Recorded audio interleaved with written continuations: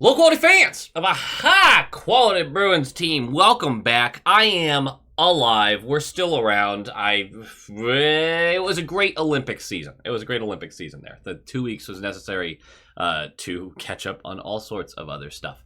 But I hope everyone enjoyed the Winter Olympics. The hockey was awesome. Both the men's and the women's side of it was incredible.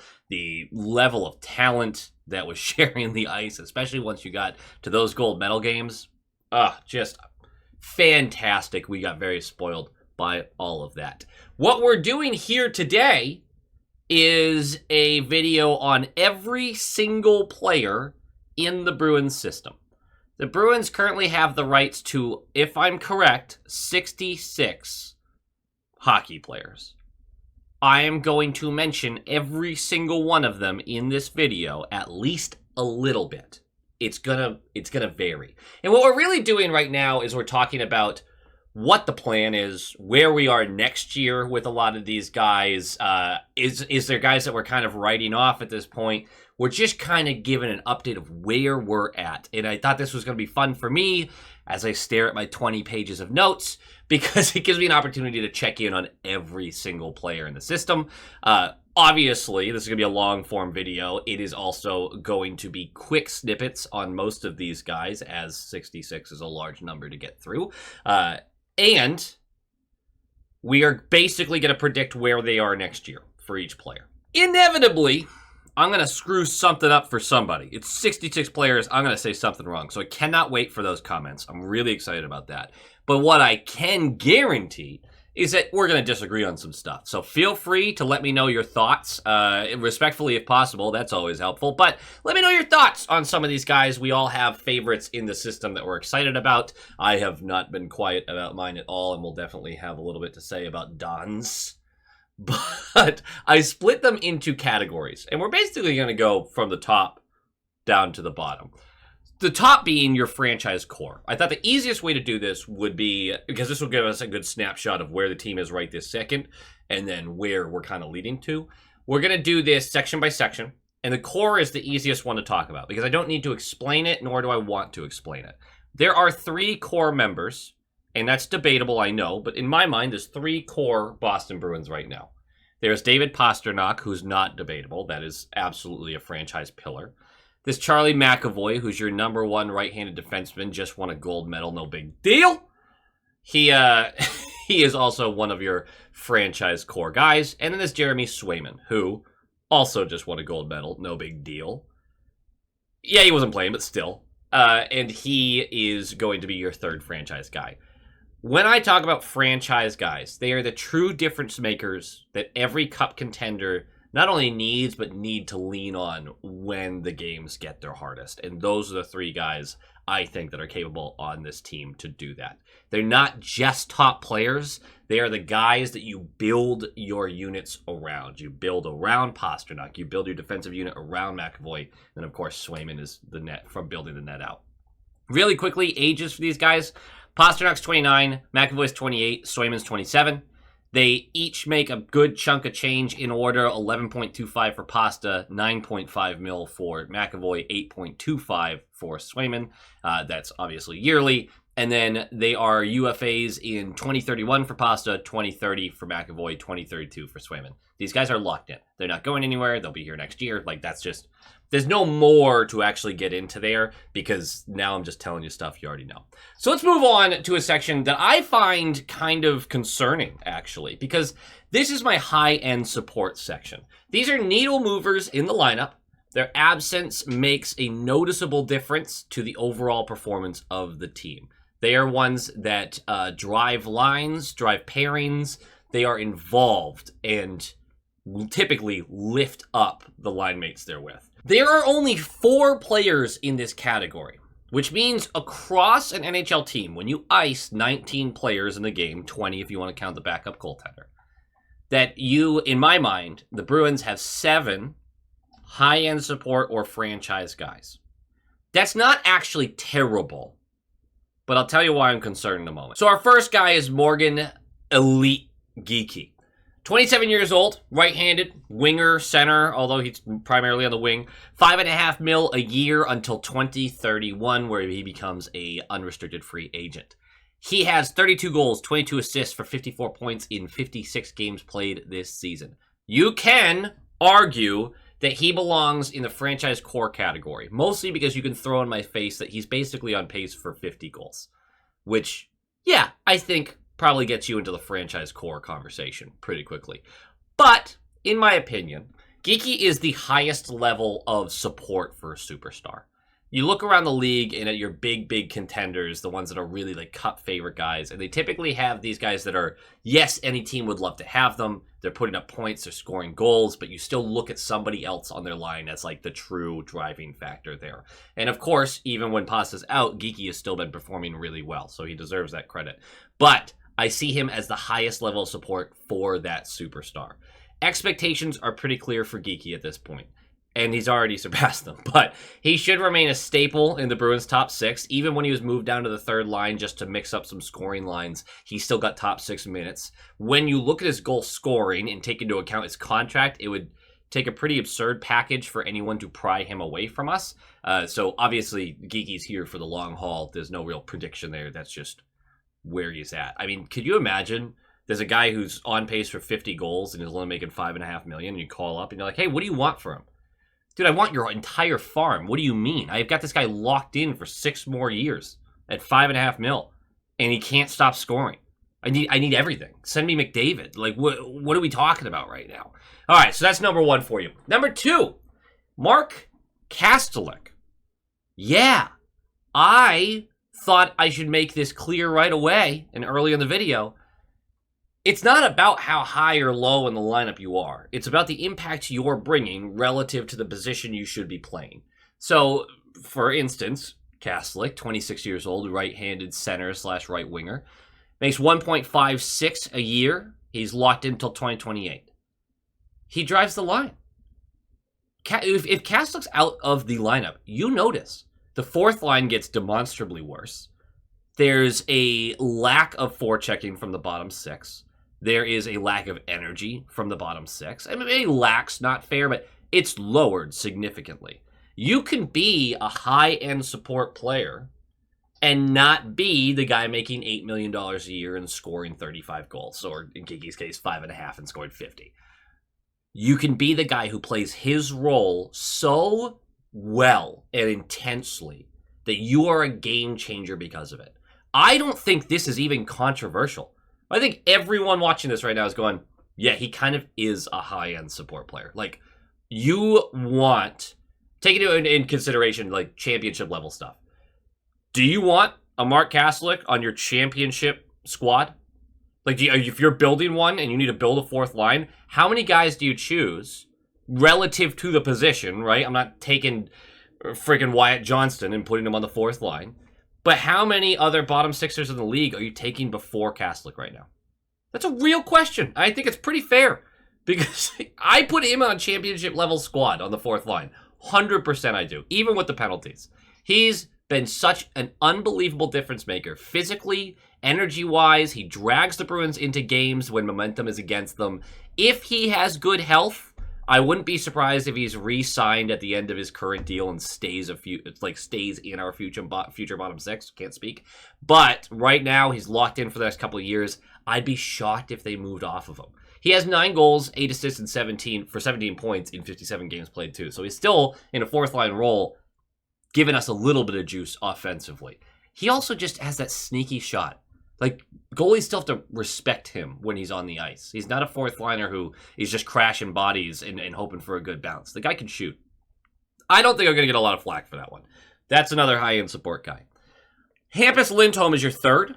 He's 32 years old, left-handed defenseman, $6.5 million a year, UFA in 2030. He has 4 goals, 15 assists for 19 points in 43 games played this season. Obviously, it's been an up-and-down year for Hampus. He's had a lot of injuries. He's obviously coming off a really severe injury last year, and we've seen moments where he is the difference maker on the back end for the Bruins to win a game. We've also, especially recently, seen a bunch of moments where he is the guy costing the Bruins goals and potentially games. I still list him as high-end support because I feel he consistently makes the Bruins better, and improves whomever his D partner is. I assume he'll be a Bruin until the end of his contract, of course. I don't expect the Bruins to move on from him. I can see where the argument comes in that he's more of just a support guy, not a needle mover at this stage in his career. I do very much disagree with that, because when he has a little run of health and is able to play his game, he's been a significant difference maker. It's just, this has been a very up and down season, which honestly is still better than expected coming off those knee procedures, right? Like, there was a real conversation about what does the rest of his career looks like. The last person I have in the high-end support is Nikita Zadorov. 30 years old, left-handed defenseman, $5 million a year until 2030, where he's a UFA. He has a goal, 16 assists, 17 points in 56 games played this season. Fairly certain he still leads the league in penalty minutes, or is at least in the top 5. I really battled with this one because obviously I was super critical about this signing. Made worse because we didn't see any improvement until the season was already lost last year. And then we went into this year just hoping to see him replicate the strong play from the last, let's say, 2 months of the year prior. I think most would agree he's not only doing that, but he's taken it another step.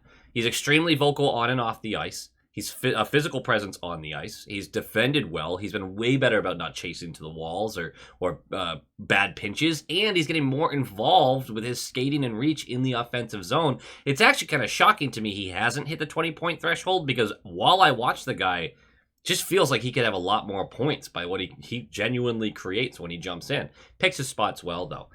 The reason you could say that he doesn't belong up here is because of the sheer amount of penalties he takes. There is still some irresponsible defensive play at times, but no, this is a guy at this point I trust on the ice in virtually any scenario, which is still absurd to say considering how out I was on Zadorov a year ago. Never let it be said that I am stubborn about my opinions. I will walk something back if there's something in my face that tells me otherwise. So I really do have to backtrack that take in general. He's been good enough that I'm putting him in the second grouping for this franchise. He obviously is not going anywhere as well. He plays exactly the type of style that the Bruins feel they need in the playoffs. Whether that's correct or not, I hope we find out. But he is exactly what they hoped they were getting. And honestly, I was just so wrong about it. Love how vocal he is as a leader, too. The reason I'm concerned after this, right? So we've got 7 guys we've named so far. And these are like your difference makers, these 7 guys. We have just... It's fine when you have 3 defensemen, 3 out of your 6. That's great, actually. When you have David Pastrnak, Morgan Geekie, and then a 4th liner in Kastelic, it really does kind of bum you out. The forward group needs more help. I know offensively we've been really good this year. Underlying metrics do not look that way. But the actual results, which is what we care about, look great. But it's really hard to see them competing with the highest level of teams without at least 1 or 2 more real difference makers in the forward grouping. So when we talk about snapshots of the team, this is kind of damning. This is stuff that you look at and go, that's right, this team still has a long way to go until you would consider them like a cup contender, a cup favorite. Nothing to overthink right now. This is year 1 of a retool. This is kind of exactly where you want to be. It's just the team's in a playoff spot. Feelings are pretty good about whether or not they'll make the playoffs. I mean, obviously, it's just as likely they slip out as they actually make it because it's so tight, but slip out and tight, you know. But it is a good snapshot of where the team is before all the optimism kicks in and floods your brain with the dopamine of like, we're great, we're going to be a great team forever. So let's move on to the support category. These are roster players who you prefer to keep, can be part of a cup contending squad in a position reasonable to their cap hit, or they are young with potential to grow into that role. So I am taking into account certain players maybe not fully being beyond replacement level talents yet, but looking like they're going to step into that role of being real support guys who, yes, your names will show up at the trade deadline sometimes, but it's not a guy that you're willing to just move off of without something significant coming back. And significant just means something of value. It doesn't You're not trading any of these guys for future considerations or anything like that. One of the more difficult ones I had here, Elias Lindholm, because in the description of the category, I said can be part of a cup contending squad in a position reasonable to their cap hit. Obviously, this is a category I made up, so I get to decide how it actually works. But Elias Lindholm is 31 years old. He's a right-handed center. He does play wing at times. $7.75 million a year. He's a UFA in 2031. 11 goals, 26 assists, 37 points in 44 games played this season. He is, and I've said this several times, a third-line center on a championship team. I didn't like this signing because it felt like the Bruins were like, that's our 1C, and that was never real. And he is our 1C this year, but that's not real. He's not a 1C that allows you to compete with other true 1Cs. Like, it doesn't work that way. He's not that level of player. If they brought him in and on like the Zadorov contract for $5 million a year, 5.5, I would have felt way better. Still don't love the player, but like it would have felt way better about it. I believe he's a large reason the top line consistently gets run over in possession and scoring chance numbers, but he's very much helped improve our power play. His point totals are more than enough to impress, and he's been excellent in the faceoff dot with 54.3% win rate. I've routinely said he's just a new version of Charlie Coyle. He's playing above his station. He's a third-line center who is overpaid. And with the cap continuing to go up, it's fine. It's genuinely fine. He's just an overpaid third-line center. That's where I stand with him. That's still a support guy. And when you talk about being reasonable cap hit to it for a contending team, 7.75 as a third-line center, not super reasonable, but through the life of his contract, it's going to get closer to the norm. I don't know if it'll get exactly there, but closer to it. I can see people giving me some disagreements about this one. There's camps that love Elias, there's camps that hate him. I'm just kind of in that, he's our new Charlie Coyle stage at this point. He's not going anywhere. He's locked in. It's a high contract for a player who, is a point getter. One of the reasons I think he's such a passenger on the line, though, is he ranks 11th on the Bruins in 5-on-5 points. Like, he doesn't really contribute that much at even strength, and you can see it in the play. He's very often almost like a bumper. Not literally the bumper position, which he plays on the power play, but someone chucks the puck to him and it bounces off to the next guy. And there's value in that. He doesn't create space. He doesn't typically create the scoring chance. He doesn't make his line mates better. He's just benefiting from good line mates. And he's playing well enough to stick with them. So I do want to give him his credit for that. I don't think he's a line driver. And so that falls him to support, which is fine. Just a little overpaid. The next guy on this category, Pavel Zacha. 28 years old, left-handed, center/winger, $4.75 million a year until 2027. 15 goals, 22 assists for 37 points in 54 games played. I really think people underestimate the value that Zacha brings. I really do. The point totals are absolutely fine. There's nothing wrong with his point totals. They aren't gaudy, but they're fine. His contract is crazy good, especially in a rising cap world. And you can put him anywhere. You can put him on the third line, he's fine. You can put him on the first line, he's fine. Second line, obviously, it's fine. You're going to get a guy who plays a consistent game, is reliable to his teammates, is rarely the player who makes the big mistake. Also, King of Ping just always makes me chuckle, so that gave me a little boost there too. He's in this section because he's exactly what you want in a support-type player on a championship team, right? You can chuck him wherever you need in top 9. He's going to be fine. He's going to be consistent. You want that kind of guy. He's probably not a true top sixer in talent, right? Like truly on a contending team, you'd probably love him on your third line, but he doesn't look out of place in the top 2 lines either.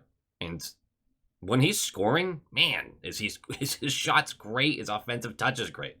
Just like most players, it comes and goes. Unless you're a superstar, you're just not scoring every game. And even then, superstars aren't scoring every game. If they trade him, which is not my prediction. I believe he either gets traded in the offseason this year or during next year's season. But if they trade him, it would have to be for a very good return.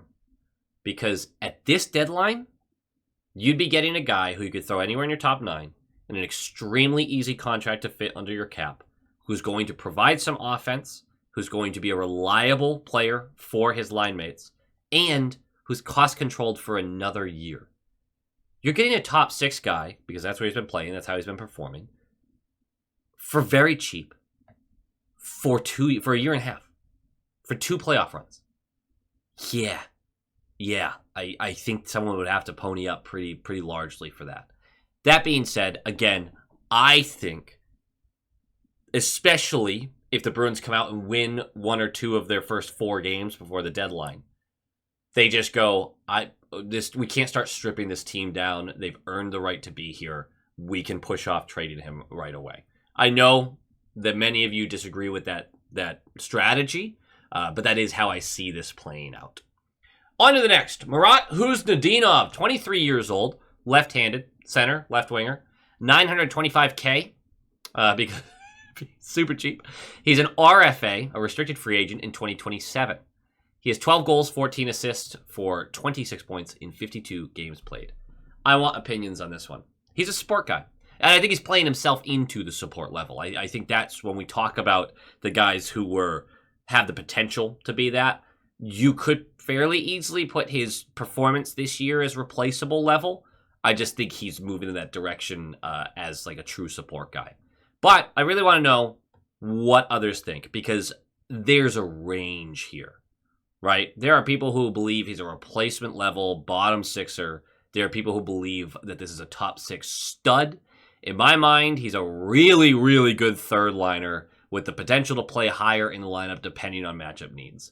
He's an absolute menace on the forecheck and the walls. Extremely sneaky in the way he can kind of strip pucks away from opponents, and he does really well in physical battles despite his size. That being said, he's also shooting at a 21% clip. He may use his size well, but it's not like that takes away the fact that he can get bulldozed fairly easily.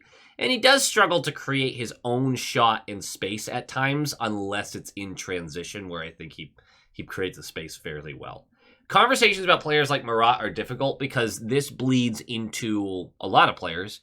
The Bruins are outperforming their underlying metrics so spectacularly that there is a very real possibility that we are seeing a bunch of players having a mathematically unlikely season all at the same time.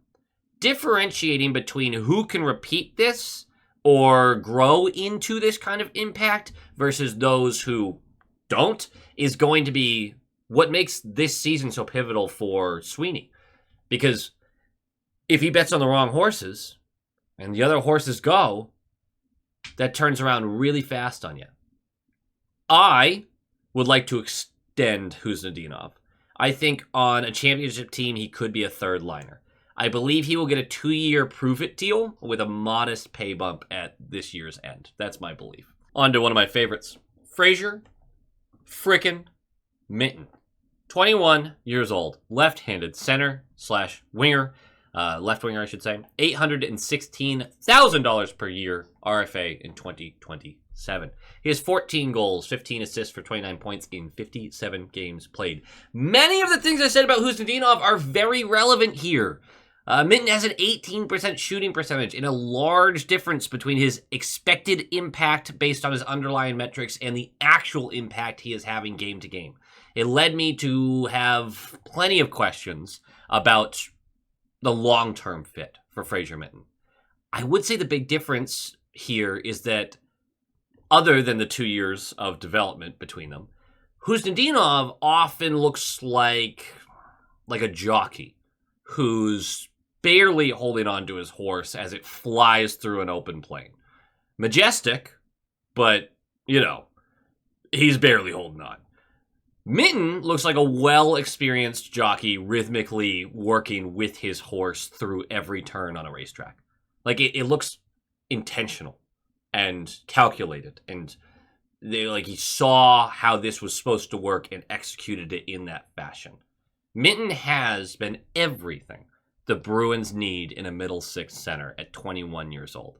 He's responsible defensively, often makes the right play offensively, a smart transitional player as well. He predicts the flow of attack or the counter of our attack really, really well. And at the end of the day, he's just going to be one of those untouchable assets outside of a team presenting a player who is in their prime, who takes care of our 1C position or our like another top tier right-handed defenseman.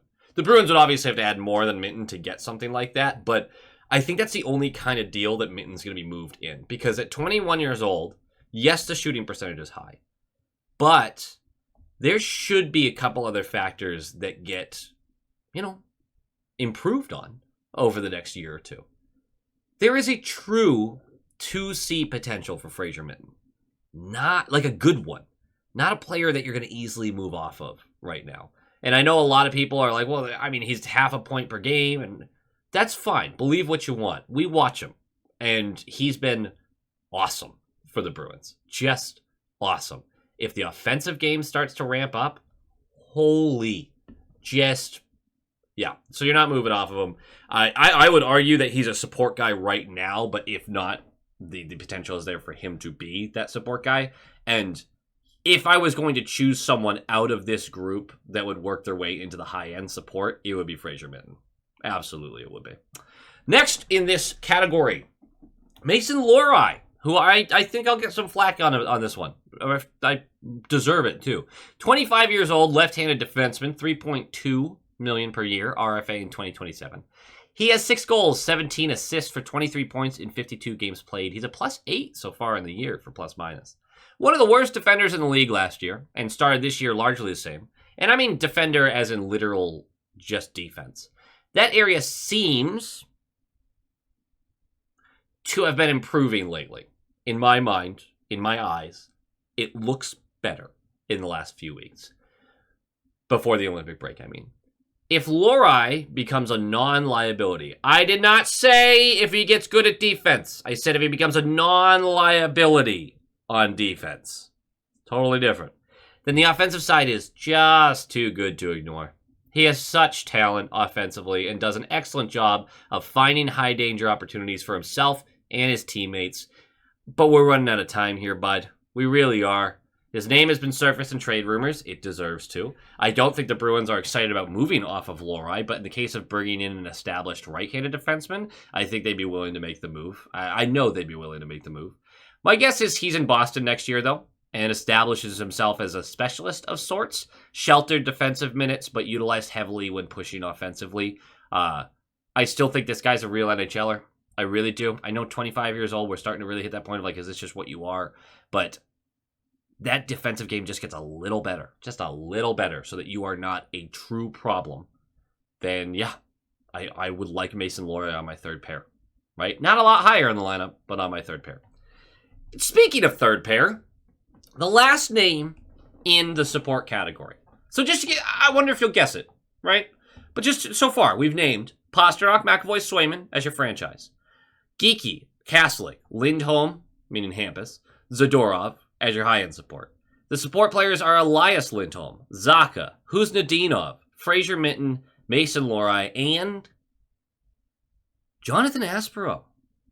26 years old, left-handed defenseman, makes $775K a year. That starts at $887.5K starting next year. He's a UFA in 2028. He has 2 goals, 5 assists for 7 points in 37 games played. He has a team-leading +22 for his plus-minus. He's less than $1 million a year, and he's been consistently fine. Fine. And let's take context into account here. He's had good moments. He's had bad moments. But he's been fine while playing top pairing minutes, while playing bottom pairing minutes, while having new line mates for a week and a half. He's bounced around and continued to put together a reliable game. For some reason, there are sections of the fan base that believe he's only had good moments or only has had bad moments. One of the weirder players to talk about, because there are truly people out there who are like, this guy's been perfect the whole time he's played. Really not true. Really not true. There was never an instance of that either. I was getting kind of blown away by how many people are like, this guy's a flawless defenseman. But also, he hasn't been crap either. He's been an excellent, unexpected find. On a championship team, he should be on the third pair, at best.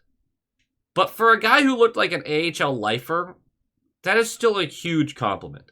And the reason I have him in support is because A, he makes incredibly good money for how we're utilizing him right now. And B, he's been one of our most reliable guys this year. He really has been. It's weird to say, because I'm about to talk about these other players, like Mittelstadt and Arvidsson and Kuraly, and these guys who are a replaceable level asset. And the argument can easily be made that Aspirot is also like that replaceable guy that's 6th, 7th D. But for what he's been giving you for less than $800K right now, on a defense that's dealt with tons of injuries, he's been put into so many unfair positions and still comes out looking solid. I don't know. Maybe this is just kind of a little stick tap, a little nod to the guy, but I'm putting him in the support category. I don't want to move off Aspirot. I don't want to push him out the door. Remember, the support category are guys that you will trade, but if I'm moving Aspirot, especially the contract he has, I want something real back. I don't want a 6th round pick or something like that. Like you have to give me at least a middle round pick for him. Like I can't just chuck him out. And at that point, I'd also rather just have him, right? One of those might be more valuable to me than they are to you guys anyway, right? Like someone's going to call, we'll give you a 5th for Aspirot. I think I'd rather just have Aspirot, man.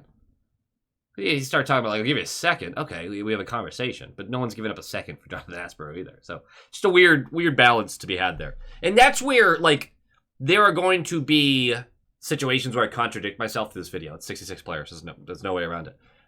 I'm going to say this about Aspirot. I guarantee there's going to be a player down here somewhere where you're going to be like, really? Aspirot's support, but this guy's not because of, you know?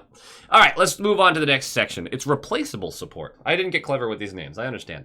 These are roster players who can be replaced without a large effect to long-term team success. It's not something that you are clutching your pearls waiting for a perfect deal to come across your desk to move them. You are willing to move them for a fair enough price with a plan in mind. The first one is very, very easy to me. I think that everyone would have him first in this kind of category. These guys aren't ordered as like value or anything. It's literally just, I'm talking through the groups. Casey Mittelstadt. He's 27 years old. He's a left-handed center / winger. 5.75 a year until 2027, where he is a unrestricted free agent. He has 12 goals, 16 assists, 28 points in 47 games played. My reasoning on this one shouldn't be a mystery. Mittelstadt is in no way a needle mover. He's not. He's not. And his numbers are fine. His numbers are better than I expected. I don't believe he is worth the money, though. And he's not even paid that much, even in a rising cap world. But despite the line of Arvidsson, Zacha, and Mittelstadt performing well, I just believe the Bruins will need a much higher level of player on that second line over Mittelstadt, especially for the cap hit, to truly compete in bigger games. I don't like Casey Mittelstadt's game often. There are moments. There are always going to be moments, but I'm just not a big Mittelstadt guy. Also, Casey has a nearly 22% shooting percentage. A career high by a huge margin. When you start talking about 3C, which is really where he would belong, right? I don't think anyone sees Casey Mittelstadt and goes like, yeah, that's a true second liner. We have options there. Casey Mittelstadt is very much a replaceable player, especially when we start talking about the center that might be coming up by the end of this year or to start next year. I find that Casey's very replaceable. I have no interest in keeping him around. I do believe he gets moved in the off season this year. I'd be very surprised if they moved him at the deadline. But I think they're going to explore their options heavily in the off season with him. Let's move on. This is a bummer because I know how much people love this guy. Viktor Arvidsson. He's 32 years old. He's a right-handed winger, typically on the right side, but does play the left. He makes, I put $4. I don't know why I put $4. He makes $4 million. He's a UFA at the end of this season. He has 14 goals, 14 assists for 28 points in 45 games played. This was a really easy decision for me, though. He's a pucks to the net middle sixer who had a great opportunity in Boston this year to play higher in the lineup than he probably would have elsewhere. He's a free agent at the end of the year, like I mentioned, so I know we've talked a lot about trading him at the deadline. But my guess would be they listened to some offers, but decided to use him as a self-rental and let him finish out the year in Boston. Now, hold on! I know what you're thinking. First of all, this guy isn't at least in the support category. No, when you take into account the contract and this would be the only year that he's with us, and he's a guy you're going to move off of anyway. So when we're talking about long-term health of the team, long-term impact, there is none for Viktor Arvidsson. Remember, this is not a year we're supposed to be competing, right? It's a year to retool, and we just happen to be playing way better than mathematically it says we should be. But many of you, when I said he's a self-rental, which I'm not, this is no inside information right now, right? We're near the deadline, but we're not quite there yet. I think that because my assumption is the Bruins don't want to piss off, the front office doesn't want to piss off the whole team by selling while they're in a playoff spot. Whether that be the right decision or not, totally different conversation. Arvidsson, I think right now, has more value to the Bruins than he does to other teams. Because I'm fairly certain that the people calling about Arvidsson, because he is going to be a true rental, he's 32 years old, he's going to look for some place that can give him some long-term stability. People aren't trading for him to lock him up early in the extension process or anything like that. They literally just want to bolster their middle six for a playoff run. Not complicated. But they will offer mid-round picks, right? Offer a B-level prospect, something that's very, very, very unlikely to ever come to fruition for the Bruins, ever have any value to the Bruins. Now, there's an argument for there's no problem with having more kicks at the can and getting more draft picks. I totally get that. But if you're Sweeney and your team is in a playoff spot, and looks like they're not going to be an easy out, right? Yeah, they get outplayed in too many games, and they give up too many scoring chances, but boy, do they drag themselves into these games, and they drag teams down to their level. They just dirty themselves up to make sure that they compete. Do you really want to have a fourth rounder over, you know what, this line's performing well? Let's just see what he can do. Let's just get to the playoffs and see. I think they'd rather just be like, you know what, let's just let it ride this season with that. There's conversations we'll have about other players that are going to get moved, but Arvidsson feels like the perfect guy to just be like, we'll keep you around. It's fine.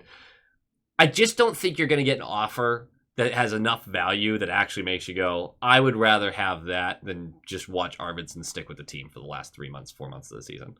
So that's where I'm at. Because really ask yourself, would you rather have a 5th round pick or have Viktor Arvidsson stay in Boston for another few months, especially if we're going to make the playoffs? I don't know. I think I'd rather just have Arvidsson. A 5th round pick works out like 2% of the time. All right, moving on to our next player in the support category. Tanner Jeannot, 28 years old, left-handed. He plays either side, but he's a winger. $3.4 million per year over the next 4 years. 2030 is when he's a UFA. 6 goals, 14 assists for 20 points in 53 games played. First of all, let me say, like many of these players, way better than I expected this season. He really has been. While having one of the worst shooting percentages of his career. He's a physical presence throughout the game. He's been a strong forechecking presence, and he's been a real part of a bottom six that's tough to play against. It was really easy for me to put him into the replaceable support category. I think I earlier just said support. It's replaceable support. Because he doesn't impact the game physically the way Kastelic or Zadorov do, where they drag us into a fight. Don't get me wrong, Jeannot will beat the absolute brakes off of 97% of the people in the league, but it feels like it's a different kind of tone setter when you have Kastelic or Zadorov do it. He's not a consistent scoring threat, of course, but he's not paid to be one. And he does add something on that side of the puck. It's not like he's a black hole. Overall, I don't think he brings a level of play that is not typically available around the league. That was fairly easy to predict. Even though he's been better than I expected, it's still not above a replacement level player.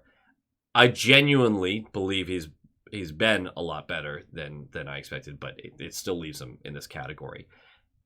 He's not going anywhere. He'll be with us till at least the last 2 years of his contract, at least. I don't really see us spending an asset to move off of a bottom six guy with this kind of contract, and I certainly don't see anyone trading for it. So he's just hanging out, but he's not a net negative, and that's something that you'll take. I just think you can get a Tanner Jeannot without committing 5 years to him. Yeah. Speaking of commitment. This has nothing to do with commitment. Sean Kuraly, he committed by coming back to the Bruins. Very easy again, replacement level. He's 33 years old. He's a UFA in 2027. He makes $1.85 million a year. He's a left-handed center/winger. 4 goals, 12 assists, 16 points in 57 games played. He's been fine. He's been a part of a penalty kill that has actually looked like cheeks lately, but for a while there was really good. The fourth line is one of the best fourth lines in the league. So, I mean, obviously still deserves credit there. Nothing wrong with his play nor his contract, but he's an aging fourth liner. This is exactly where he belongs. He's a replaceable level support guy. Yeah, he'll play out his contract in Boston. I don't have anything clever to say about Sean Kuraly. In fact, most of these guys in this category now, I'm not going to have much more clever things to say. The next one is Michael Eyssimont, 29 years old, left-handed, center/winger, $1.45 million per year till 2027. 8 goals, 9 assists, 17 points in 44 games played. I am so wildly underwhelmed by what Eyssimont has brought this year. He's got some highlight reel plays, he really does, but his energy and aggression just haven't actually led to any real impact on the ice outside a handful of moments. And those moments are highlight reels, but other than that, he struggles to stay in the lineup. And I just haven't seen any consistency to his game. When he's part of the bottom six, it's not all that positive. I think he just plays out his contract and moves on. I don't think there's anything to be said about him. Next in the lineup, Alex Steeves.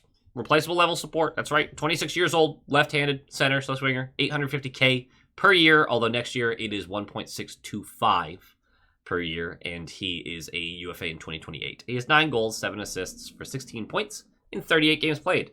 He was one of the better stories for the first half. He was tasked with playing all over the lineup, had new line mates more often than not, but lately, his game has really stagnated badly, and he's been more noticeable in a negative fashion than in a positive way.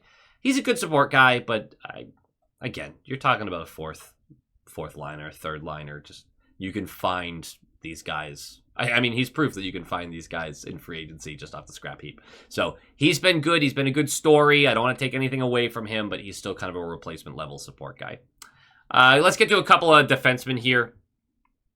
Henri Jokiharju, 26 years old, right-handed defenseman, $3 million per year till 2028. He has 0 goals, 9 assists for 9 points in 33 games played. It's no secret, I am not a fan of this player. He has a habit of getting caught out of position with poor pinches. He's easily moved off the puck, and you don't see him win all that many board battles. But he also often has had really good underlying metrics when paired with Zadorov, which has been huge for a team that gives up as many high-danger chances as we do.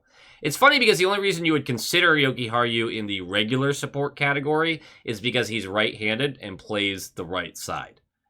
That's just really hard to find. So you can make the argument that his position alone puts him there when he's not being a net negative player, and it's been a mixed bag for him in general. I would still put him very much as replacement level because I feel like the average right-handed defenseman you can get, it's going to be just about as good as this, if not better. So maybe that's an audacious take. I just really don't like Jokiharju. But I did have to admit that this next guy, Andrew Peeke, might actually just be worse than Jokiharju. I hate being wrong to Andrew, but I think I might just have to bite that bullet at this point. He's 27 years old, right-handed defenseman, $2.75 per year. UFA at the end of this season.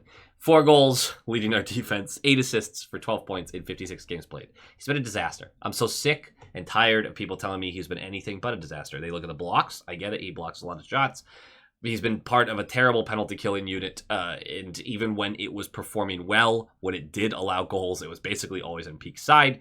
He is constantly out of position, puck watching. He almost always is directly linked to at least 1 goal against when we allow them during our games. He's a turnover machine in our own zone, and that's if we can even get the puck because he is frequently outskated when trying to recover those loose pucks. He has been our worst defenseman by a mile. He is being traded at the deadline, hopefully for a lot more than he's worth because we hear these rumors all over the place, but I will take anything at all there. Andrew Peeke has been a disaster this year. Just an absolute nightmare to watch.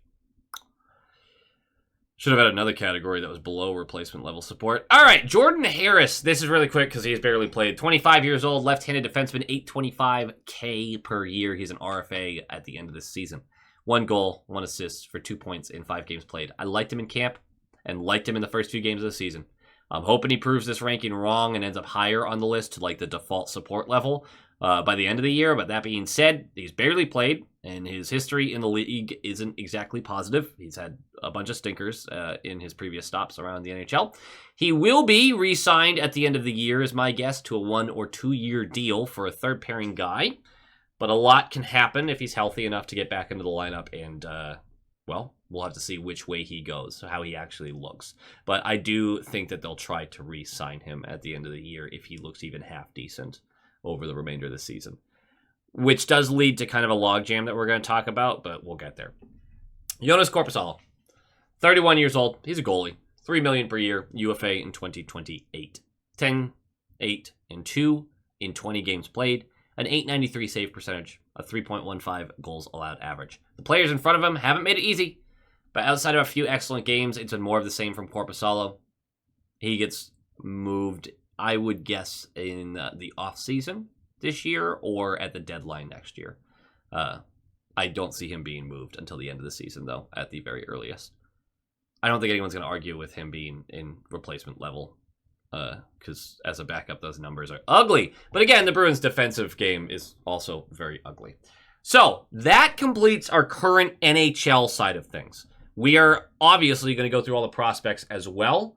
We are already almost at an hour, which once edited down a little bit, we're still looking at 40-ish minutes. So, like I said, a long video. But to recap really quickly, franchise core, Pastrnak, Mcavoy, Swayman. High-end support, Geekie, Kastelic, Hampus Lindholm, Nikita Zadorov. Regular support, Elias Lindholm, Zacha, Khusnutdinov, Fraser Minten, Mason Lohrei, Jonathan Aspirot. Replacement level support, Casey Mittelstadt, Arvidsson, Jeannot, Kuraly, Eyssimont, Steeves, Jokiharju, Peeke, Harris, and then Korpisalo.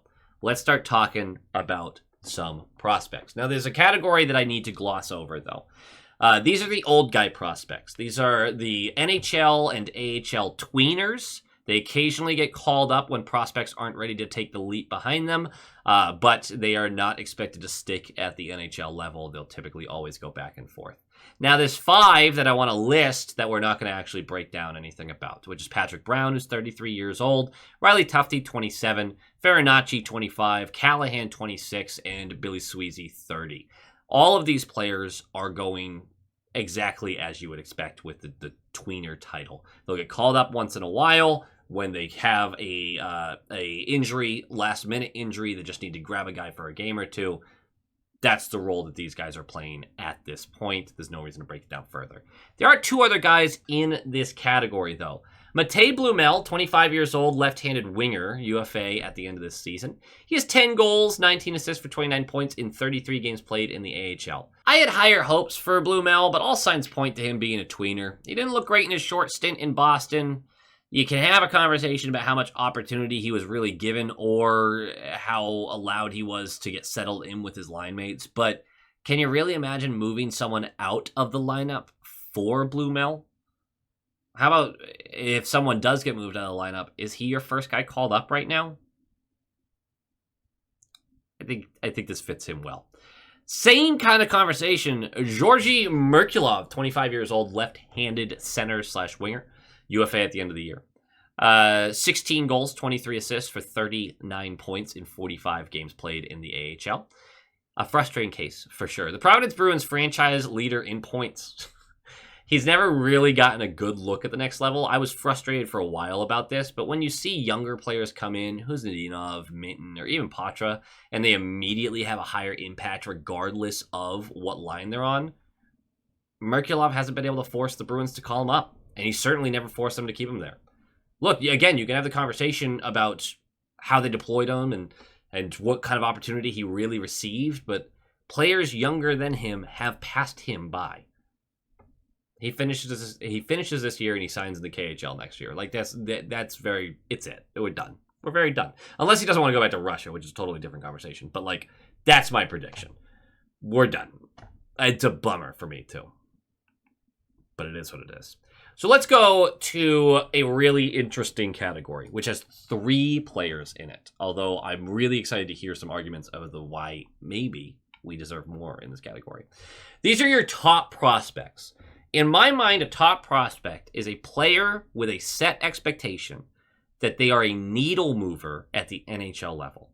Meaning, these guys are expected to be high-end support players at the next level. It doesn't mean right away. It just means when they hit their prime. I'm guessing you can predict the 3 players that I'm going to say. We'll start with the most obvious, which is James Hagens. 19 years old, left-handed center/winger. The best prospect we've had in a very long time. He currently has 20 goals, 17 assists for 37 points in 27 games played, matching last year's total in 10 less games. He's an NHL-level skater right now. He's an NHL-level shooter right now. He's an NHL-level puck handler and passer right now. His board work has been really impressive this year, despite his size, which remains basically the only knock on his game. He truly has 1C potential. Whether that's championship or franchise level 1C is a totally different conversation and not one I'm willing to have right this moment. But at bare minimum, he does look like a guy who could be a top-line center in the NHL. One of the hardest things to truly find. He has played a lot of time on the wing this year, though, which has been very concerning. But a lot of people have been concerned about a lot of things that haven't come true for this kid this season. But BC coach Greg Brown noted that he wanted to spread the offense out a bit more, and putting Hagens on the wing allowed him to focus more on putting the puck in the net because they were struggling to find more offense. It also forced him into more reps on the wall, something that I think will be very important at the next level, regardless of where he plays. If he ends up being a top-line left winger, that's still a huge need for the Bruins. Like, that's not upsetting. Yes, you would prefer him at the all-important 1C. There's still so much development to go in this game. And I found it really funny that early in the season, when his point totals weren't quite what you wanted, they weren't bad, but they weren't jumping off the page, people were so worried about him. But every game I watched him, he's crushing it out there. He is smoking players. He's setting his teammates up left and right. His shot is lethal. Like, everything about his game, I'm blown away by. And then people are going to talk about, like, yeah, but he didn't have enough points. And now, finally, that the points have caught up with his game, everyone seems to be back in on him. By the way, do not trust any college analytics, like, predictive model. I've been seeing a bunch of this come out. If their opinion on Hagens at the beginning of December was, could be a bust, could be, a third-line center of the league, and now, in mid-February, he's like a true top-line talent, that's a poor model. Things that shift that quickly, it's a bad player model. Don't listen to it, okay? This is how you avoid getting way too wrapped up in that kind of stuff, because the next time you see that model used for a player that's underperforming for 3 weeks, and you're like, oh God, was that a terrible pick? I also just genuinely think that it's not a great habit to create these public models for teenagers. Because usually you're going to be wrong because they're teenagers. They all develop in a different way and adapt in a different way. And they're all trying to get it down to one number so it's predictable, but still humankind. So until the analytics comes around for 21-year-olds where it's a little more development is done, I don't know. I just find it weird when someone's like, this 17-year-old. I'm like, that's just weird. Just leave him alone. Let him figure it out. Will Zellers is my next in the top prospects category. 19 years old, left-handed. He is a left winger. They list him also as a center, but I think it's primarily going to be a winger for him. He has 16 goals, 10 assists, 26 points in 30 games played for the University of North Dakota as a freshman. He was acquired in the Coyle trade to the Avalanche at the deadline last year. I thought the Bruins were getting, a B-level prospect, but a good one, who could surprise us if his scoring attributes could translate to the next level. Something that by many scouting accounts was doubtful. Well, not only has it translated immediately. Zellers is tied for 23rd in the NCAA in goals scored, and most of this list is at least in their second collegiate year. This is still an ambitious ranking by me, though, because true needle movers at the NHL level are more rare than I think most people realize. A player who doesn't require strong line mates to make an impact is not the norm. And those same concerns about whether or not the scoring can translate to the next level will rise back up. Zellers is deceptive. He has strong puck handling abilities in tight. He's shifty in transition, but he still doesn't grade out as a very high level skater. He uses his shiftiness to go around defensemen, but with each level, that does get a little bit more difficult. That being said, Zellers has smashed expectations this year. I mean, egregiously. It would be an insult to put him in any other category. I believe he stays at North Dakota for one more year before moving to the next level. I do think that one more year is very important, though. I would be very disappointed if they pulled him up early. Look, he keeps surpassing expectations, so I'm not going to rule him out for it, but I think one more year of development is going to do him a lot of good. Third guy, last guy in our top prospects. Remember, guys that you think are going to be real needle movers at the next level. And I think it's Dean Letourneau, 20 years old. Birthday was yesterday, by the way. I don't know when this video is good. Birthday was this weekend. He's a right-handed center / winger playing 2C for the Boston College this year. Following a well-documented freshman campaign that resulted in 3 assists through 36 games, that was his point total, Dean and his big-ass body have taken the leap. 17 goals, 15 assists for 32 points in 29 games played this season. Whether it's been the difficult-to-read wrist shots, the impressive tight window puck handling, deceptive skating ability, or the ridiculously deadly net front presence, Dean has been displaying exactly what the Bruins had hoped for when they took him in the first round. My expectation for Dean is he plays one more season at the collegiate level. But that belief gets a little weaker with every passing game. I would certainly not launch him directly to the NHL. One more season of cooking, whether it's in the AHL or the NCAA, feels like the best move for his development, especially with what he went through last year. But talk about mental fortitude. To go through what you did last year and then come into this season, incredible stuff. But I still think it's very important that he takes one more year because that initial leap to the college level was brutal. And you'd really hate to see that repeated. Is that unfair? That feels like I'm being unfair. Am I putting too much stock into that freshman year? Like, what else can he do this season to prove he deserves to go to the next step, I guess? Did I decide this in September and just never moved off it? Actually, you know what? AHL next year. Yeah. If he continues this pace, if he finishes the season well above a point per game, yeah, AHL sounds right. He's got the body for it, too. That's the thing. Is you're not worried about calling Letourneau up and he's going to be some string bean getting smashed around. The guy's huge. He's going to be fine. So, yeah, actually, you know what? AHL next year. Let's see it. And that's your category for your top prospects. I'd be very interested to see if there are some arguments here. We'll move on, though. Future NHL support. Players with expectations to make an NHL team, not the Boston Bruins, but an NHL team, and to stick. I saw the first name, it made me chuckle a little bit. Fabian Lysell, 23 years old, right-handed winger, RFA 2026, so the end of the season. 15 goals, 21 assists for 36 points in 43 games played in the AHL. Not going to spend too much time on him. We've spent so much time talking about him in the past. The conversation may be over in general anyway. He still has so much talent and ability that saying he will never make the NHL feels wild to me. I know many of you have strong feelings that he shouldn't and won't be an NHLer. To your point, every time he does string together a handful of games that make you believe he's finally taken that next step, he follows it with a stretch of unimpressive play. I didn't want to make this all about point totals because his back checking and board work have improved, but he's a player who will never be a defensive stud, and if he's not scoring, he's not helping. And under a point per game at the AHL level was not what we expected this year if he was going to make the leap. I still have him as an NHL support guy because his skating and offensive vision are NHL caliber right now, but he still hasn't put it together, and it's been almost 5 years. So this is a ambitious ranking, I think, which is crazy to say for a guy who can skate like that. Just crazy. But how about Matthew Poitras, 21 years old, right-handed center/winger. He's an RFA at the end of this season. He's got 8 goals, 19 assists in 27 points in 44 games played in the AHL.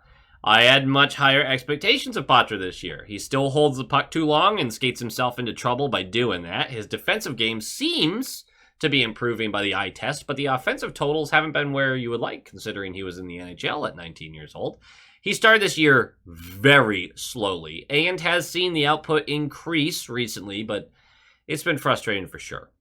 I don't think anyone should be out on a prospect of his talent. He has the ability to create. He often sees things that other players don't. It's just a double-edged sword because he occasionally misses the obvious play too. He's gotten more used to his size, and he can get under players along the boards. Getting used to your size when you're small is a weird way to put it, but he is more effective in that kind of positioning. And I like how hard he is to track down during transition offense. He disguises his intentions really well. But if the Bruins are able to find the package they are looking for, a right-handed defenseman with term or a top 6 player with term, I'm fairly certain that Poitras is traded. I expect his name to come up in a lot of trade rumors near the deadline, and I think it gets done. I do think that he is going to be moved at this deadline, which would be a real heartbreaker for me. When he was in the league at 19, I got real excited about it. I was never one of those, like, he's the next Bergeron guys, but I really thought he had top 6 talent. So just bummer to see where we're at right now. It's obviously none of this is final for him, but I'm fairly certain he's going to get moved at the deadline, I think. If we make any moves at all. That's the other thing is if you can't find that right-handed defenseman or that top 6 guy with term, you're not going to do really anything. Guy who, if he gets traded, I'm going to lose my freaking mind. Don's Lutsmells.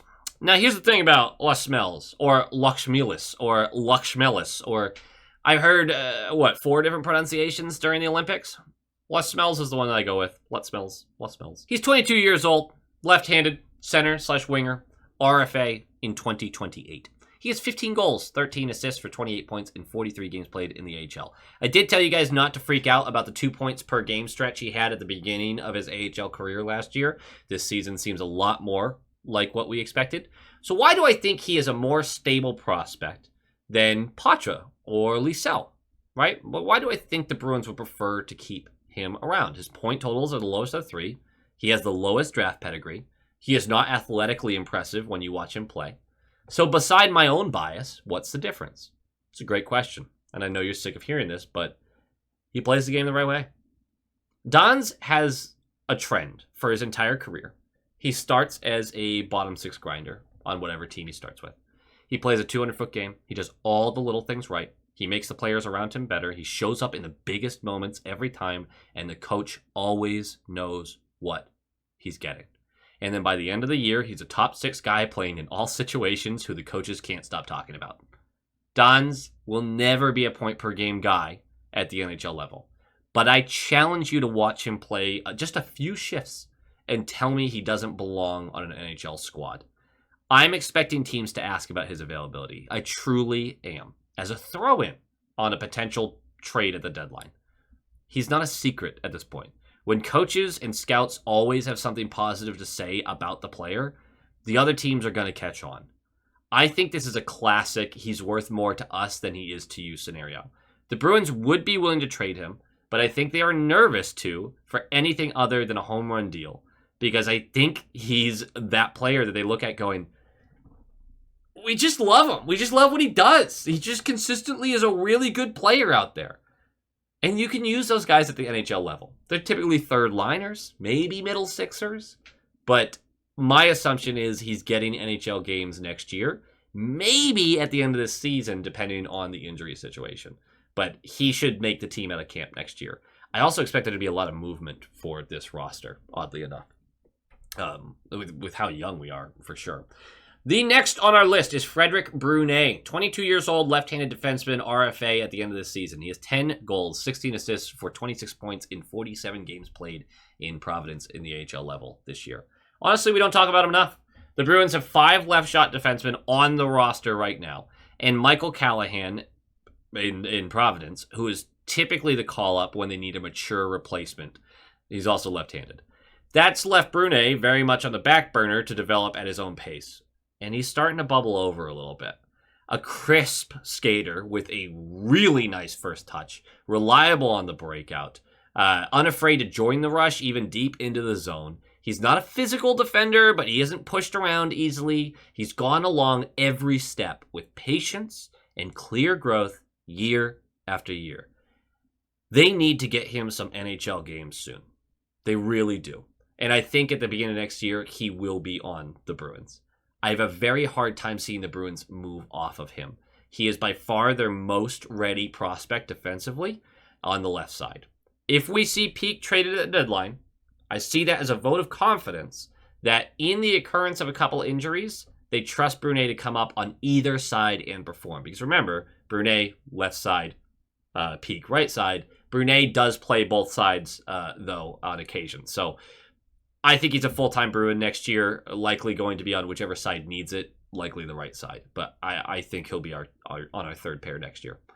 You got to make room for him, honestly, because we are truly getting to that point. I think he's good, too. I really do. Loke Johannson, 20 years old, left-handed defenseman, RFA in 2028. A goal and 2 assists for 3 points in 32 games played in the ECHL. He's played a couple games in Providence as well. I might be alone on this one. This feels high as far as rankings go for a guy who has 3 points in 32 games, even if he's a defenseman. But I put Loke here because I do believe the expectation from the Bruins right now is this kid is going to be an NHLer someday. Now, obviously, you could say, shouldn't that be the expectation for the Bruins for all of their prospects? Yeah, but is it really? He plays a physical game, difficult to get around on the boards or in open ice. He doesn't excel on either end of the puck, but is above average on both. We are kind of waiting for the head to catch up with the body because he's very gifted in a lot of ways, but they have a few silly moments that come out for their game every now and again. My expectation would definitely be another couple of years of growth and a bottom 4 defenseman, maybe a second pairing guy at the NHL level who you can trust in all situations. He just won't be the guy that goes head to head with like the league's best each night. Now, the category after this is called projects, right? The guys who they need several years to catch up, and that's a whole different thing. Now, the category past this is projects, guys who need multiple years to maybe be an NHL something. And the reason Loke is not in that category is because the expectation is still there. Yes, he's a project, he needs growth, all of these kind of things. They all do. But I believe that the Bruins look at him as a real solution a couple of years down the road. The expectation is for him to be a full-time NHLer. We're going to move on. Michael DiPietro, 26 years old, goaltender, UFA 2027. He has 29 games played in Providence this year, 1.65 goals allowed average, and a 942 save percentage. I know the age is immediately going to freak you out a little bit, but it's not unusual for goalies to be older than the average prospect when they break into the league. He's been stellar in the AHL for 4 years now. The Bruins are, of course, dragging their feet here, and there's plenty of talk about whether or not his game really translates to the next level. I believe he will be an NHL backup starting next year. I am not convinced that's in Boston, but the Bees do not have a ton behind Swayman that is looking like it'll be NHL ready anytime soon. So my guess is DiPietro's the backup next year for the Bruins. They'll find a way to move on from Korpisalo in the offseason, like we mentioned earlier. A lot to like about his game. Obviously, the consistency is there and just immense numbers. So the next step is the next step, right? Another goaltender, Filip Svedbeck. I don't know if it's Philippe. I'm bad with the first names. I'm also bad with the last names. 23 years old, goaltender. Need to sign him by 2026. Well, I'll now have the sign-by conversation with each of these guys because your rights do run out. So, sign by the end of the year. 17 games played, 2.32 goals allowed average, a 918 save percentage. I believe he's at Providence College. He's getting better and better with each passing year at college. He moves well, has a strong sense of rebound control, has shown a fair level of consistency across his career. I've actually heard from some in the system that he's the best goaltending prospect in the Bruins system right now.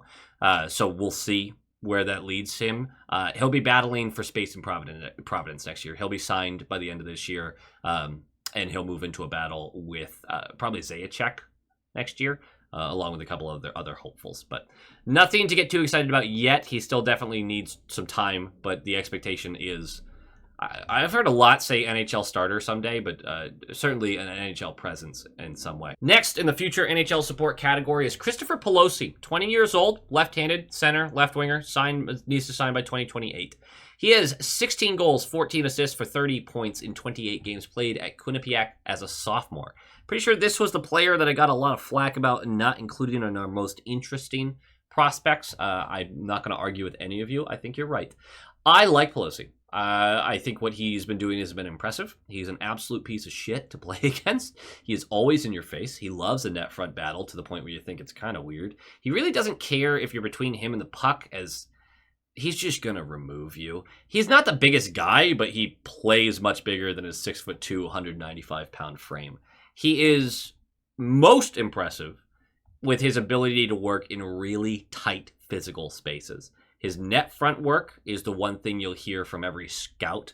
I have concerns about how well this game can translate at the next level, but the effort certainly will translate. I expect him to be signed at the end of next season, but I wouldn't hate to see him in Providence as early as the end of this NCAA season. So I do think he'll do one more year in college, though. When we talk about point totals for these guys, there are certain players whose overall game is just so impressive, like Hagen's, that being above a point per game at college, you're like, okay, you got to move on to the next step. Dean Letourneau, we just had this conversation about, well, he's a few points over a point per game. He's doing so much for the team, like push him to the next level. Pelosi does strike me as a guy that I think I would like to keep at this level for one more year because of advancements that could be made skating-wise, a little more playmaking stuff, but in general, he's that kind of player where either one is probably fine for him. With the amount of aggressiveness he has in his game and physicality, you're not worried about putting him in the AHL and him being shell-shocked. He doesn't seem capable of being shell-shocked.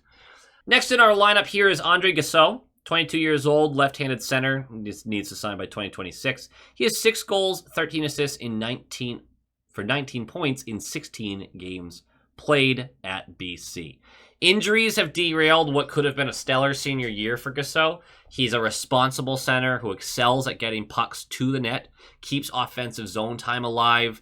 I enjoy him because he just kind of makes things happen. It's not always in an expected way and very much is out of nowhere at times. But in my mind, he could be a real bottom 6 NHL guy. He needs a true line driver with him to have an impact offensively, but he's sound defensively. He can help eat minutes against higher skill opponents.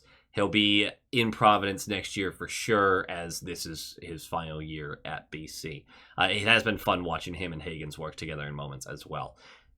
He's a bottom 6 guy. I've seen a lot of variety in predictions for Gausseau, but for the most part, he just strikes me as an effort player. Couple of fan favorites coming up in the future NHL support category here.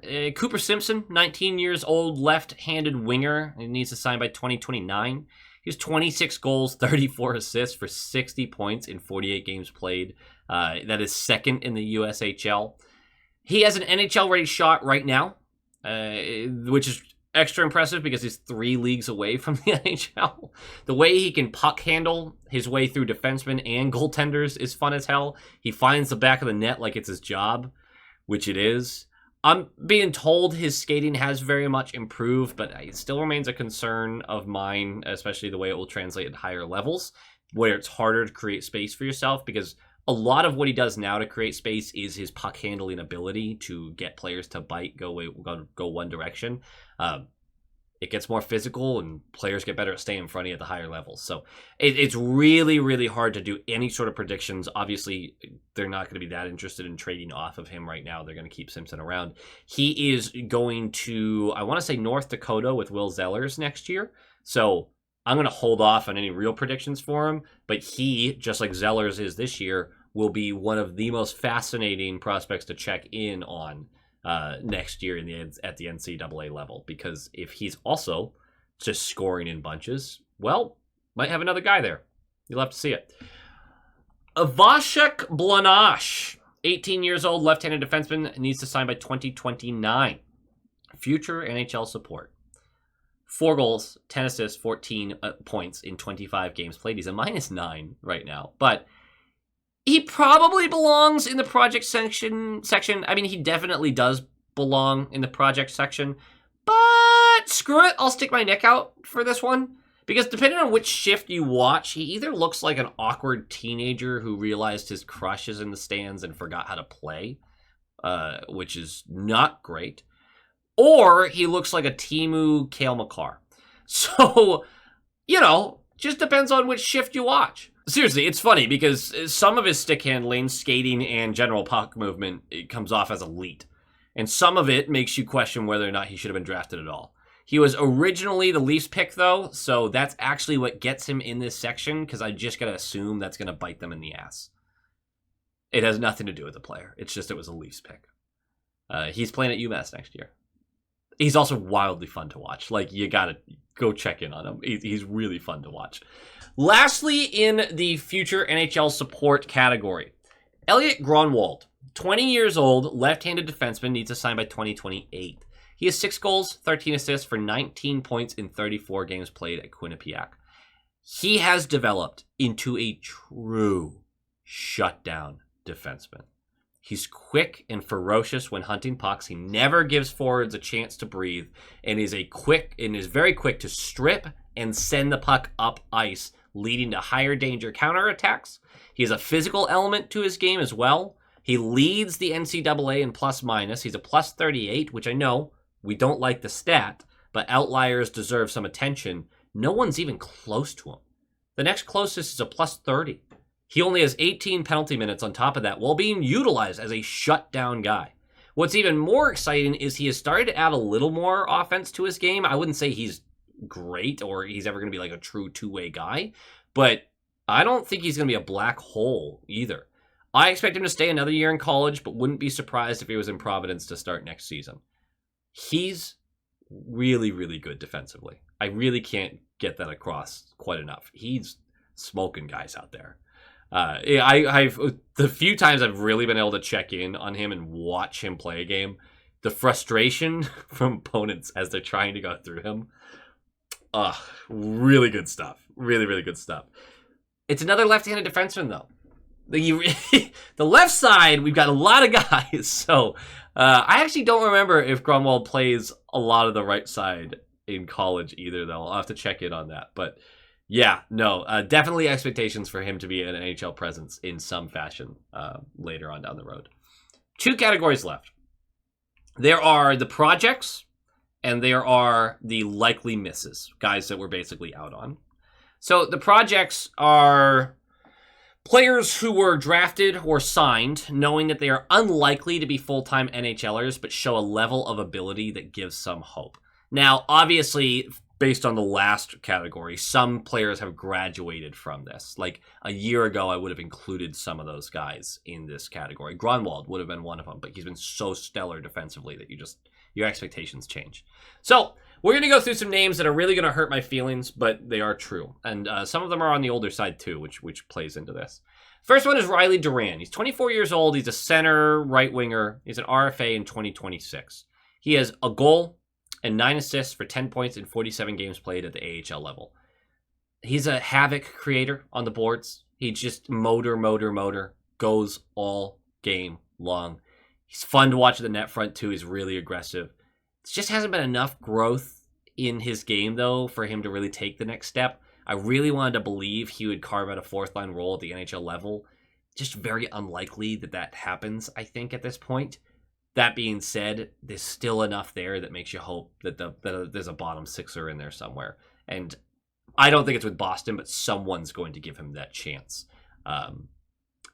I think the Bruins do re-sign at the end of the year.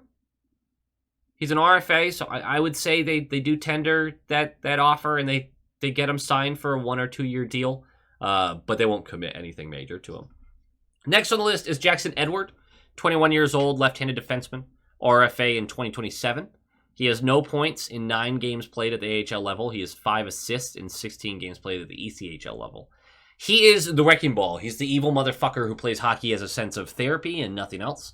We've talked a lot about Edward and his violent game. He plays a high-tempo, physical, defensive defenseman style. Still needs a lot of work in basically everything. But his physicality really stands out, and you can't teach that level of intensity. You can't teach that! It's hard to bet against him. 21 years old, there's still some time there, of course, but very much a project. There's no guarantee that he's even sees NHL ice. We'll see. But so he'll be in Providence next year, hopefully on a more full-time basis. Victor Soderstrom, 24 years old, right-handed defenseman, UFA at the end of the season. 4 goals, 14 assists, 18 points in 36 games played at the AHL level. I like the addition before the season as a low-risk, high-reward option, especially with such a low pool of right-handed defensemen. He's a two-way defenseman who can make plays at both ends of the ice. He looks really good in the AHL, but the short stint he had in Boston was fine, but nothing more than that. His preseason was also so bad that it made me hesitate even wanting him to get called up.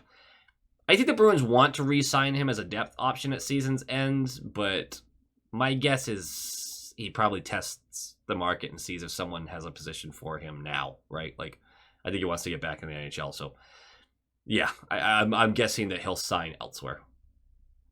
Simon Zajac. I have no idea if it's Simon or not, but Zajac is correct. 24, the pronunciation is Simon, none of his name Simon. 24 years old, goalie, RFA at the end of the season. 15 games played, 2.19 goals allowed, average, a .923 save percentage. So far, he's been an absolute gem of a find for the Providence Bruins. Half of arguably the best goalie tandem in the AHL with DiPietro. Routinely complimented for his professional approach to the game, a calm and collected game that has a reliable and consistent tendency to it. He still needs to improve, basically across the board. His rebound control can leave some things to be desired, like all goalie prospects. He can get ambitious with his positioning every now and again, but the numbers are great, and the coaching staff seems to really like the guy. He gets re-signed at the end of the year to be the primary starter in Providence next year. Luke Kavelin, 24 years old, goalie, RFA, 2026, so at the end of the year. 5 games played at the AHL level, a 1.75 goals allowed average, .931 save percentage. 23 games played at the ECHL level, 2.47 goals allowed average, .913 save percentage. Bit of a journeyman, but he's had solid numbers at most stops. Honestly, I don't know a ton about his game. I haven't watched him a lot. Yeah, he's a project. I think he is going to be competing with a lot of goaltenders for time in Providence next year. I could see them releasing him at the end of the year, even though he's an RFA. His numbers have been really good. It's just they haven't been that much better than the guys around him, and I don't know. Someone's gotta be the odd man out. So maybe they re-sign all of them, but I'm just guessing with him. That's really all it is. One of my favorite players to talk about, Oscar Jelvik, 23 years old, left-handed center/winger. He has to sign by the end of this year. He has 1 assist in 3 games played at BC as a senior. We've talked about Jelvik a lot in the past. He's a heads-up forward who will find the right play, consistently elevates his line mates, gives them a reliable option on the ice. He's a nice shot, good hands. Seems like he always knows his next move. Really good about getting into high-danger areas and setting up shop there. Problem is the injuries have just taken such a huge toll. Last year, and of course the large majority of this year, I think the Bruins sign him at the end of the season and see if he can get back on track in Providence or in Maine. But that's really where we're at. We have no idea if he can actually rebound to a level that is NHL ready. But the Bruins are going to want to see this out, I think. I think they'll give him 1 or 2 year contract at the end of the year. Beckett Hendrickson, 20 years old, left-handed center, needs to sign by 2028. 5 goals, 12 assists, 17 points in 31 games played at the University of Minnesota. He's really fun to watch. Clever with the puck, likes to handle as much as possible. He's shifty with the plays he is able to find. He feels like a QB scanning the field to break down the defense. That being said, he needs to find a lot more consistency across his game. His style can also lead to some bad turnovers as he holds a little too much. Obviously, the offense isn't progressing well enough to make him look likely as an NHLer someday, but that's why he's in the project's bin here. His offensive zone abilities at least make you believe there's another level to his game. So when he's on, he looks great, by the way. When he's really feeling it, he's really fun to watch. It's just really interesting because he's going to try stuff. when he's not feeling it, it's a pretty tough watch. Jonathan Morello, 19 years old, left-handed center/left winger, signed by 2029. I debated putting him in the future NHL support. I really did. He's got 6 goals, 6 assists for 12 points in 31 games played at Boston University. Still a very long way to go in general for his game, but there are a lot of things to like about Morello. He's shifty with or without the puck and leverages his weight well to compete along the boards. He has moments where he can create space for himself and line mates, which is hugely important. He does create space for himself often as a 19-year-old. But it also isn't a consistent part of his game yet. He isn't a great defender, but the effort is there well enough. Effort is actually a pretty big part of his game. He's not like a fourth-line motor guy, but he hates to lose puck battles, and you notice it. When someone skates away with the puck, he's chasing, and he's going to try to re-engage immediately. It's like he takes a personal pride in it. Has no quit in his game, which you'll love to see. He's definitely a project, though, as he's going to need to see improvement pretty much across the board to hit the next level. But he has at least 1 more year at BU before moving up. I would guess 2 years, though. I think he gets to about 21 years old before the conversation really starts about him moving up. And he'll need to obviously find a lot more offensive finish. But, I mean, that's just part of the growth. William Moore, freshman year at BC, 18 years old. He's a left-handed center/winger. He has to sign by 2029. He has 4 goals, 6 assists for 10 points in 27 games played. An expected start to his collegiate career, I would say, right? We knew he would face some growing pains farther down the lineup on a good BC team. He doesn't see a ton of special teams time, but Moore makes the most of his opportunities. He still loves the net front, and he loves Gretzky's office right behind the net. He uses his puck handling and excellent passing ability to get his line mates opportunities in tight. He clearly understands the system well. He's learned the BC system well. He plays a very responsible game. Feels like he's slowly building trust with the coaching staff. A lot of times when I watch him, it feels like he wants to do more, and it's just not coming together. So I'm really not worried about him. This was always going to be a tough freshman year. He was always going to be kind of a project guy because athletically he's not like the most gifted, but he's an extremely intelligent player, and he finds things that very few players on the ice typically see. I would be surprised, though, if he wasn't at BC for at least 2 more years before moving on to the next level. Speaking of interesting players, Kirill Yemelyanov, 19 years old, left-handed center/winger. He is a indefinite sign-by because he is a Russian player. 28 goals, 23 assists for 51 points in 48 games played in the MHL. Yemelyanov remains one of the most interesting Bruins prospects that are at least a few years away from the NHL. He's very physical. He's a responsible player, all 200 feet. His offensive pop mostly comes through these quick, simple plays that get the defense shifting around. He's a player who can play in all situations. There were some concerns early in the season as he started pretty slowly, but he's rebounded nicely, especially the point totals. The next move for him is likely the VHL, which will be next year, and then that's the Russian semi-pro league beneath the KHL. And I would guess he would go VHL over to North America the following year. We'll see how that works out. Obviously, there's a lot that can happen with Russian players and the whole landscape there.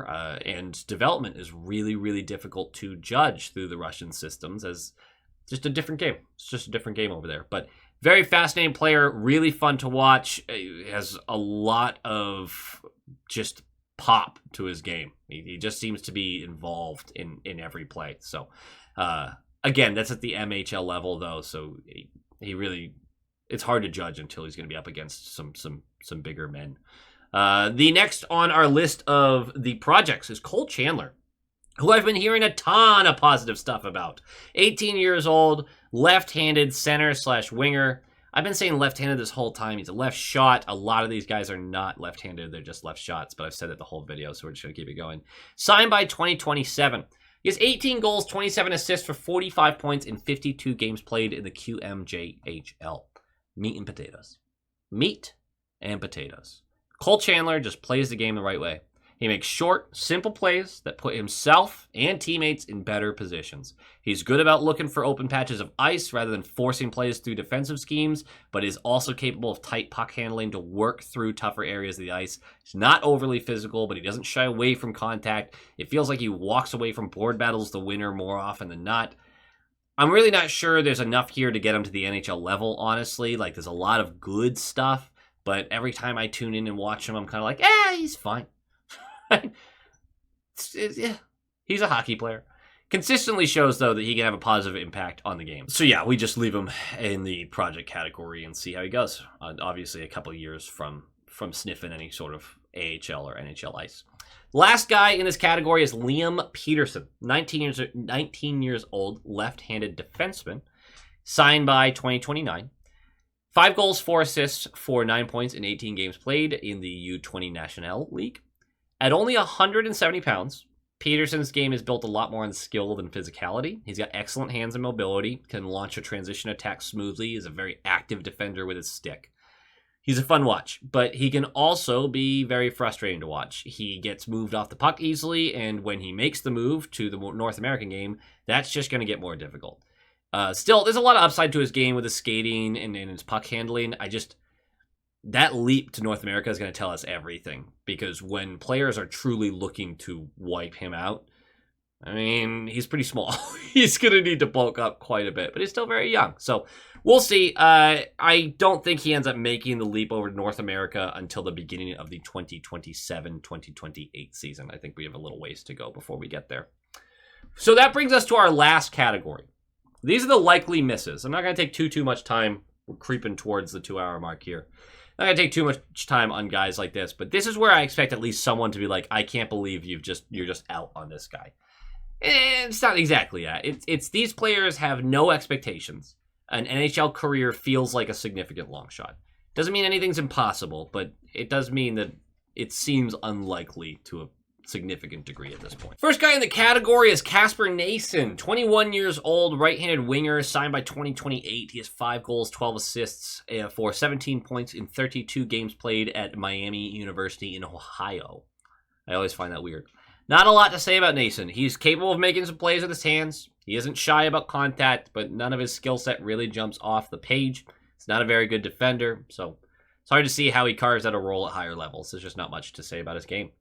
We also have Dalton Bancroft, 24 years old, right-handed winger, RFA at the end of this year. He has a goal and an assist for 2 points in 29 games played at the AHL. I really like Bancroft. Every time I watch him, I always think they're like, there's something here, but there just hasn't been enough growth. Offensively, he seems to have positive impacts on the ice during his shifts. He gets involved on the boards and in dangerous center ice, but he just hasn't been able to put anything together offensively. He has a decent shot. When he does shoot, I'm usually like, that's pretty good.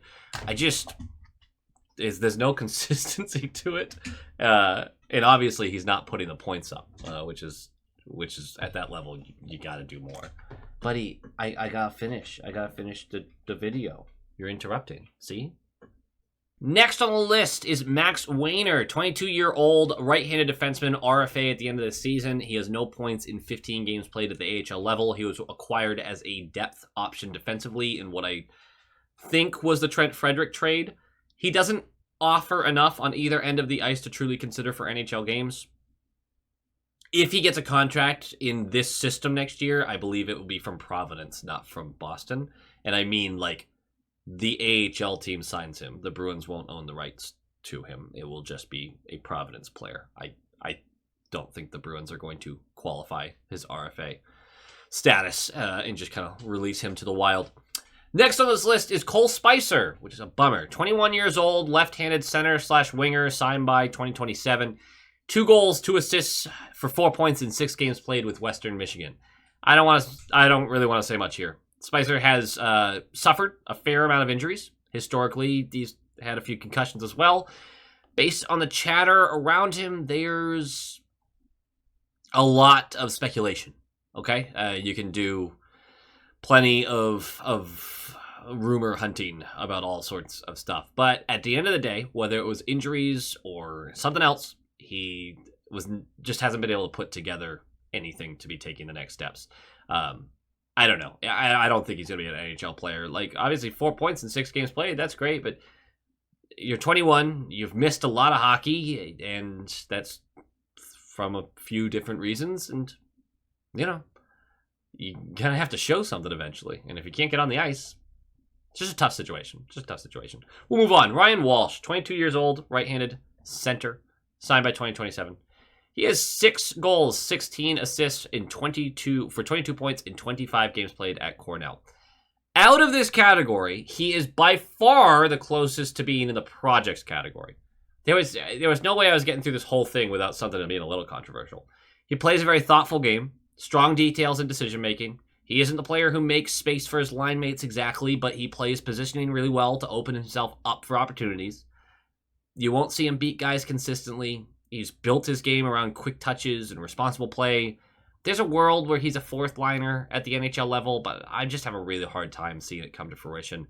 Really not fun conversation to have because I like Ryan Walsh a lot. Whenever I've watched this game, I'm like, yeah, there's something there, but there's just not enough. So I'm putting him down in the likely misses.